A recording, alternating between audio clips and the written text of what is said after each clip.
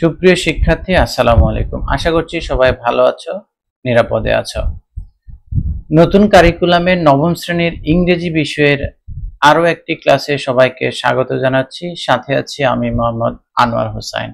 In this video, I will talk about experience 3, the sense of beauty. অর্থাৎ এই ভিডিওতে তোমরা experience 3, the sense of beauty সম্পর্কে বিস্তারিত জানতে পারবে এবং এই ভিডিওতে যা যা তোমরা জানবে, যে প্রশ্নের উত্তরগুলি তোমরা জানতে পারবে সেগুলি হচ্ছে what is an argumentative essay, একটা তর্কমূলক প্রবন্ধ কি, steps of writing an argumentative essay, একটা তর্কমূলক এসে লেখার ধাপগুলো কি কি, how many parts are there in an argumentative essay, অর্থাৎ একটা আর্গুমেন্টেটিভ এসেতে কতগুলো পার্ট থাকে, how many paragraphs are there in an argumentative essay, argumentative essay তে কতগুলো প্যারাগ্রাফ থাকে, structure of an argumentative essay or how to write an argumentative essay।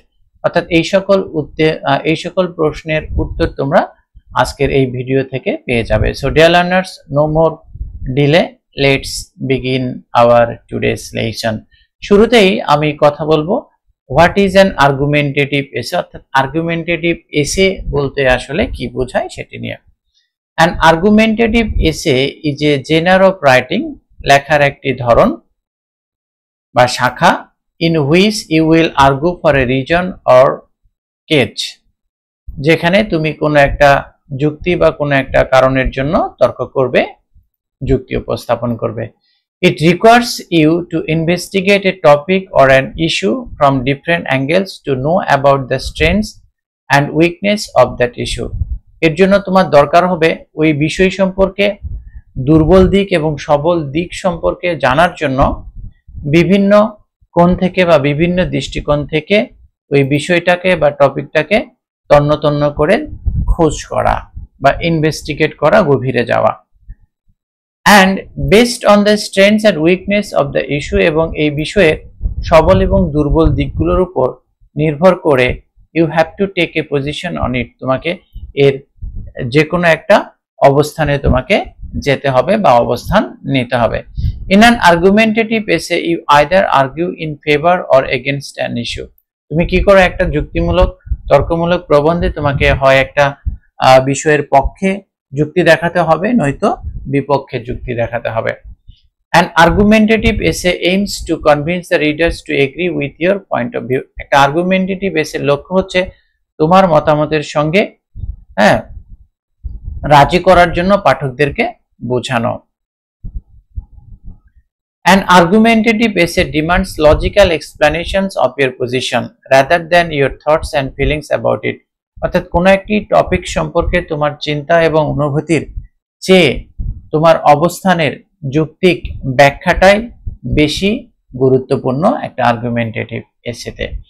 Suppose you are trying to get your parents to buy a bicycle for you. ধরো যে তুমি চাচ্ছ যে তোমার পিতামাতা তোমাকে একটা বাইসাইকেল কিনে দিক, and you can offer one of two arguments in your favour. এবং এখানে দুটি যুক্তি রয়েছে, এই দুটি তুমি একটি উপস্থাপন বা তুলে ধরতে পারো। You may tell your parents, তুমি তোমার পিতামাতাকে বলতে পারো এই দুটা যুক্তি। Number one, argument number one, you should buy me a bicycle because I just want you to. তোমাদের উচিত আমাকে একটা বাইসাইকেল কিনে দেওয়া, কারণ আমি চাই তোমরা আমাকে কিনে দাও। এটি হলো প্রথম যুক্তি। এই যুক্তিটি যদি কেউ বলে তার পিতামাতাকে যে আমার একটা সাইকেল লাগবে, এই যুক্তি দিয়ে বলে, তাহলে কিন্তু সহজেই কোনো পিতামাতা তাকে সাইকেল কিনে দিতে চাইবে না। কিন্তু এবার দ্বিতীয় যুক্তিটা খেয়াল করো, you should buy me a bicycle because cycling is a good exercise and it saves some time to get home from school. অর্থাৎ সাইকেল চালানো একটি ভালো ব্যায়াম, এই কারণে তোমাদের আমার একটা বাইসাইকেল কিনে দেওয়া উচিত, এবং এটি স্কুল থেকে আমার বাড়ি ফিরতে যে বেশি সময় লাগে সেই সময়টিকে বাঁচিয়ে দিবে। এই দ্বিতীয় যুক্তিটি যদি কেউ দেখায় বা বলে তার পিতামাতাকে, তাহলে কিন্তু অবশ্যই তাকে তার পিতামাতারা সাইকেল না কিনে দিয়ে পারবে না। অর্থাৎ দ্বিতীয় যুক্তিটি সহজেই গ্রহণযোগ্য হবে বা মেনে নেওয়ার মতো হবে। The first argument is based entirely on feelings without any factual backup। কোনো বাস্তব ভিত্তি ছাড়াই প্রথম যুক্তিটি পুরোপুরি অনুভূতি বা আবেগের উপর নির্ভরশীল, whereas the second one seems logical, যেখানে দ্বিতীয় যুক্তিটি হচ্ছে একদম যৌক্তিক। Your parents are more likely to respond positively to the second argument, তোমার পিতামাতারা কি করবে দ্বিতীয় যুক্তিতে ইতিবাচকভাবে সাড়া দিবে, because it demonstrates that you have reason to have a bicycle, অর্থাৎ এটি প্রমাণ করে যে বাইসাইকেল থাকার মতো তোমার একটা যুক্তি আছে। সিমিলারলি একইভাবে a logically explained argumentative essay will show the readers that your point has a basis in facts, not just feelings and emotions, অর্থাৎ তোমার এই যৌক্তিকভাবে ব্যাখ্যা করা আর্গুমেন্টেটিভ এসে কি করবে, তোমাকে পাঠকদের দেখাবে যে তোমার এই যুক্তির একটা বাস্তব ভিত্তি আছে এবং এটি কি নয়, শুধু আবেগ বা অনুভূতি নয়। ডিয়ার লার্নার্স, এবার আমি তোমাদের বলবো যে একটা আর্গুমেন্টেটিভ এসে লেখার ধাপগুলি সম্পর্কে। একটা আর্গুমেন্টেটিভ এসে লেখার 3টি ধাপ রয়েছে। Step number 1, find an issue or topic. এখানে তোমাকে কি করতে হবে, একটা টপিক বা ইস্যু তোমাকে প্রথমে সিলেকশন করতে হবে। To write an argumentative essay, first of all, you need to look for a topic that you can better argue on. প্রথমত তোমাকে একটা টপিক খুঁজে বের করা দরকার, যেই টপিকের উপরে তুমি আরো ভালো যুক্তি দিতে পারবে। Step 2, choose your position. Step 2 তে এসে তোমাকে যেটি করতে হবে, তোমার অবস্থান, তুমি এই টপিকের পক্ষে যুক্তি প্রদান করবে না বিপক্ষে প্রদান করবে, এই ব্যাপারে তোমার অবস্থানটা এখানে স্পষ্ট করে উল্লেখ করতে হবে। টু ডিসাইড ইওর পজিশন, অবস্থান এর ব্যাপারে সিদ্ধান্ত নেওয়ার জন্য brainstorm and think critically about the issue or topic, এই বিষয়টি সম্পর্কে কি করতে হবে, সূক্ষ্মভাবে চিন্তা করতে এবং মাথাটাকে খাটাতে হবে। Whatever the position you decide to take of an issue, কোনো একটা বিষয় সম্পর্কে যে সিদ্ধান্তই তুমি নিতে চাও না কেন, you have to come up with points that cover both sides argument for and against of the issue. তোমাকে কি করতে হবে, দুই পক্ষেরই যুক্তি এখানে নিয়ে আসতে হবে, অর্থাৎ এটার পক্ষে এবং বিপক্ষে। টু ডু দ্যাট, এটি করার জন্য note down some points with examples, উদাহরণ সহ কিছু পয়েন্টস যুক্তি এখানে লিখতে হবে, অর অ্যানালজির সাদৃশ্য আকারে, in favour of your position, তোমার পক্ষে, তোমার অবস্থানের পক্ষে, and similarly note down some points that usually goes against your position, এবং একইভাবে কিছু যুক্তি এখানে লিখতে হবে যেটি তোমার অবস্থানের বিপক্ষে যায়। এবার স্টেপ নাম্বার 3 তে চলে আসি, প্ল্যান ইউর এসে, এবং এটির পরে তোমাকে একটা প্ল্যান করতে হবে, একটা নির্দিষ্ট পরিকল্পনা করতে হবে যে তুমি কিভাবে এসেটি উপস্থাপন করবে, কিভাবে তুমি এটি লিখবে, একটা মাস্টার প্ল্যান তোমাকে করতে হবে। This is the most important step that you can't skip it, এটি সবচেয়ে গুরুত্বপূর্ণ একটি ধাপ যেটা তুমি কি করতে পারো না, এড়িয়ে যেতে পারো না। If you put your best effort at this stage, এই স্টেজে এসে যদি তোমার সেরা প্রচেষ্টা দাও, your writing will be much easier, তোমার লেখাটা হবে আরো অনেক সহজ। Remember, if you start the essay well, the rest will follow, যদি প্রবন্ধটি ভালোভাবে শুরু করতে পারো তাহলে পরবর্তী অংশ কিন্তু অটোমেটিকই ভালো হবে।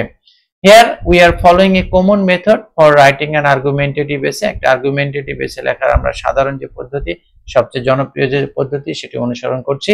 দ্য 5 প্যারাগ্রাফস অ্যাপ্রোচ, অর্থাৎ 5টি প্যারাগ্রাফ সম্বলিত একটি প্রবন্ধ।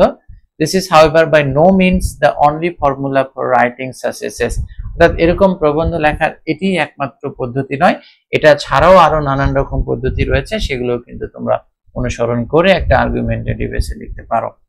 এবার আমি তোমাদের বলবো যে একটা আর্গুমেন্টেটিভ এসের কয়টা পার্ট থাকে। একটা আর্গুমেন্টেটিভ এসের 3টা পার্ট থাকে। Number 1 the introduction, the body paragraph এবং দ্য কনক্লুশন।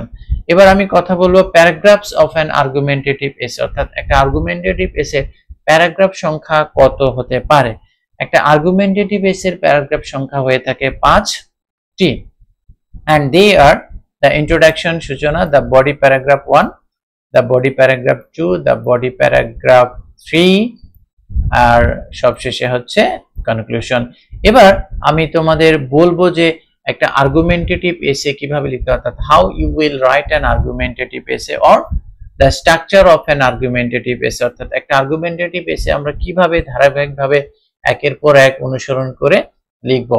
তো শুরুতে যেটি করতে হয়, শুরুতে একটা টপিক লিখতে হয় উপরে এবং তারপরে ইন্ট্রোডাকশন লিখতে হয়। ইন্ট্রোডাকশন মানে সূচনা, এবং ইন্ট্রোডাকশন লেখার সময় আমাদের এই তিনটা বিষয় খেয়াল রাখতে হবে। এখানে তিনটা বিষয় আছে, এই তিনটা বিষয় আমরা যদি অনুসরণ করি যথাযথভাবে তাহলে একটি সুন্দর আর্গুমেন্টেটিভ এসের ইন্ট্রোডাকশন অর্থাৎ সূচনা তৈরি হবে। প্রথমে যেটি করতে হবে, introduce the topic or issue. টপিকটিকে তোমাদের কি করতে হবে, পাঠকদের কাছে পরিচয় করিয়ে দিতে হবে। Background and connecting information about the topic, এবং এই টপিক সম্পর্কে পিছনের এবং রিলেটেড যে ইনফরমেশন গুলো সেগুলো এখানে যোগ করতে হবে। এবং থিসিস স্টেটমেন্ট, আবারও থিসিস স্টেটমেন্ট বলতে take your position about the issue, এই বিষয় সম্পর্কে তোমার যে অবস্থান এটা এখানে স্পষ্ট করতে হবে যে তুমি এর পক্ষে না বিপক্ষে আছো। Here you have to write it clearly whether you are arguing in favor of the topic or not. এখানে তোমাকে স্পষ্টভাবে লিখতে হবে যে তুমি এটার পক্ষে যুক্তি প্রদর্শন করছো না করছো না বা বিপক্ষে করছো। এবার আসি বডি প্যারাগ্রাফ 1, এটি হচ্ছে দ্বিতীয় প্যারাগ্রাফ। বডি প্যারাগ্রাফ 1 এর রয়েছে তিনটি পার্ট। নাম্বার 1 হচ্ছে টপিক সেন্টেন্স। এখন টপিক সেন্টেন্স বলতে কি বোঝায়? টপিক সেন্টেন্স এমন একটি বাক্য, statements to establish your position, যেটি তোমার এই আর্গুমেন্টেটিভ এসে সম্পর্কে তোমার যে অবস্থান এটাকে এখানে কি করবে, এস্টাবলিশ করবে, অর্থাৎ এমন কিছু বলবে যেটা দ্বারা প্রমাণ হয় যে তুমি এটার হয় পক্ষে বলছো নয়তো বিপক্ষে বলছো। Explain and support your argument with evidence, এবং প্রমাণ সহ, এভিডেন্স মানে হচ্ছে প্রমাণ, প্রমাণ সহ তোমার যুক্তিকে কি করতে হবে, ব্যাখ্যা করতে হবে, এবং সবশেষে একটা কনক্লুশন টানতে হবে। এই তিনটি যখন আমরা জুড়ে দিব, এক করে দিব, তখন এটি হবে দ্য বডি প্যারাগ্রাফ 1। এবার বডি প্যারাগ্রাফ 2 তে যাই। বডি প্যারাগ্রাফ 2 একই রকম বডি প্যারাগ্রাফ 1 এর মতো। এখানে যেটি করতে হবে, statements to establish your position, তোমার অবস্থানকে প্রতিষ্ঠা করার জন্য কিছু বাক্য লিখতে হবে। এবং শুরুতে কি লিখবে, টপিক সেন্টেন্স, তারপরে explain and support your arguments with evidence, আগের মতোই প্রমাণ সহ তোমার যুক্তিকে কি করতে হবে, এখানে ব্যাখ্যা করতে হবে, এবং এখানে একটা কনক্লুশন টানতে হবে। এবার the body paragraph 3, body paragraph 3 তে এসে কি করতে হবে, counter arguments, statements that usually go against your position, অর্থাৎ তোমার এখানে কিছু কিছু যুক্তি আসবে যেগুলি তোমার যুক্তির বিপরীত হতে পারে বা বিরুদ্ধে যেতে পারে, সেই যুক্তিগুলোকে এখানে কাউন্টার আর্গুমেন্ট করতে হবে, পাল্টা যুক্তি দেখাতে হবে এবং এটিকে খণ্ডন করতে হবে। This is called counter argument, অর্থাৎ নিজের যুক্তি দ্বারা অন্যের যুক্তিকে ভুল প্রমাণিত করা, this is called counter argument. এরপরে examples of the counter arguments, এর সঙ্গে সম্পর্কযুক্ত কিছু উদাহরণ দিতে হবে, এবং সবশেষে কনক্লুশন। আচ্ছা, এবার আসি আর্গুমেন্টেটিভ এসের last paragraph or last part, that is called the conclusion. কনক্লুশনে কিন্তু আমরা নতুন কোনো তথ্য যোগ করতে পারবো না। আমরা ইন্ট্রোডাকশন থেকে শুরু করে বডি প্যারাগ্রাফ 3 পর্যন্ত যে সকল তথ্য উপাত্ত উপস্থাপন করেছি, যুক্তি উপস্থাপন করেছি, এগুলোকে সামারি আকারে যদি আমরা লিখি তাহলে এটি হয়ে যাবে কনক্লুশন। এরপরে যেটি করতে হবে, রিস্টেটমেন্ট অফ ইউর পজিশন, আবারও ঘুরে ফিরে বারবার তোমার যে অবস্থান, এই টপিকের তুমি পক্ষে বলছো না বিপক্ষে বলছো, এটি কিন্তু এখানে স্পষ্ট করে আবার ঘোষণা দিতে হবে বা লিখতে হবে, এবং সবশেষে কনক্লুশন সংক্ষিপ্ত করে এখানে একটা উপসংহার টানতে হবে। Dear learners, I have come at the end of my today's video. I hope you have understood how you will write an argumentative essay in English. অর্থাৎ ডিয়ার লার্নার্স, তোমরা বুঝতে পেরেছো যে কিভাবে তোমরা একটা আর্গুমেন্টেটিভ এসে ইংরেজিতে লিখবে। আমি চেষ্টা করেছি আর্গুমেন্টেটিভ এসে রিলেটেড বেশ কিছু প্রশ্নের উত্তর আজকের এই ভিডিও থেকে দেওয়ার। ভিডিওটি যদি তোমাদের ভালো লেগে থাকে তাহলে অবশ্যই শেয়ার করে বন্ধু বান্ধবীদের দেখার সুযোগ করে দিবে, এবং এই চ্যানেলের নতুন ভিডিওগুলি মিস করতে না চাইলে নোটিফিকেশন বেলটি প্রেস করে চ্যানেলটি সাবস্ক্রাইব করে সঙ্গেই থাকবে। Thank you once again for staying with me till the end of the video. I'll be back with another new and interesting video. Till then, keep watching Anwar Academy and keep learning English. Thank you. All the best.